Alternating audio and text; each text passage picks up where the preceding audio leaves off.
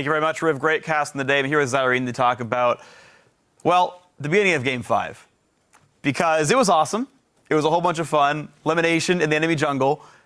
Talk to me about what you saw about this. Man, that was pretty much the play that made the game for me. Because I was talking about it before, crushing Team Liquid's mentality and having all the momentum in Cloud9's favor. A play like that, where you mess with them in the jungle and you get that early lead, gives you that extra emotional snowball against them. So we're going to pull that clip up onto the telestrator. It's kind of a lengthy one, so we can just start rolling it right away. Because Elimination goes in, and he goes in while they're actually starting bottom side, and his jungler is getting a leash from his AD carry. So it's going to be a little faster that the jungler can come to reinforce him. He walks up, no threat of any gap closers on him, and he immediately starts chipping away at Quas.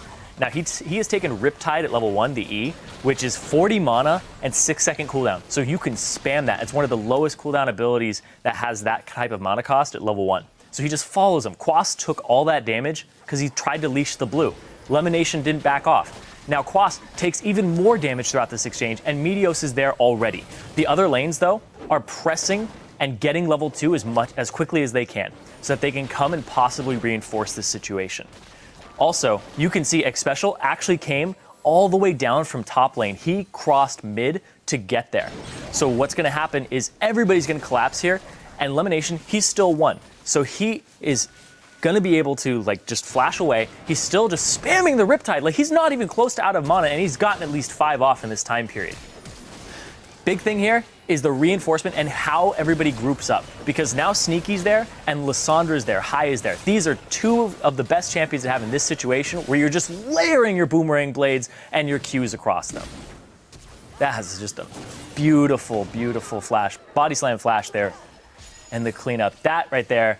And Xpecial just lets them phone it in. Yeah. And that was just completely shattering in that game. The fact that that Elimination went for that type of play immediately tilted it into Cloud9's favor so hard too, because that type of hit to your mentality in that game, where there's this guy level 1 testing our shot calling in a game 5. It's like, how do you react? How do you allocate the resources? You see Xpecial like, oh god, I have to go all the way down.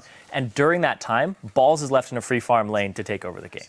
And it was really interesting because the exact same level 1 plan came out in game 1, by the way. And Lemon does it all the time. We talked about it on the desk, yeah. Elimination goes in for the invade. It's a 2-on-2, so he has to back out. But that actually hurt his, back in game 1, that actually hurt Sneaky because Sneaky's stuck in a 1-on-2 for an extra 30 seconds. And it snowballs the game in a very small way that ends up mattering a whole lot. And it's funny because we hadn't seen any lane swaps the entire time in this series. So you're like, oh, when we go for this camp and Lemon shows up, it's fine because we got the dual lane down there. Yeah. Well, you don't have it this time. It's a lane swap, and Elimination is actually screwing with you. Your support being topside means nothing at all. Xpecial, I was actually watching him while you were doing the whole thing. He took another 20 seconds before he started coming down. He only started coming down when he's like, oh, Gragas is coming. We had to get two. There's more people. I suppose so, sure, but... And yeah, that could actually be a very relevant reason. Hey, you have to sit here in the lane and just get the farm, suck it up, deal with it. But hey, well, guess what? He showed up kind of late to the party, even though Phoenix got into mid before High did, right? Phoenix actually got to that fight first, but thankfully Sivir had roamed up to match that in time, and of course High coming around the back was enough. Yeah, durable Nautilus at that level 1, able to know the limits of his champion, was really, really great to watch. I'm a little scared for solo queue later today for myself. As a jungler, have fun with the support invade. Don't invade me, bro. Nautilus in the jungle is not too surprising anyway. Whatever, guys. Anyway, guys, we're going to throw it over the dash to talk to some of the winning players.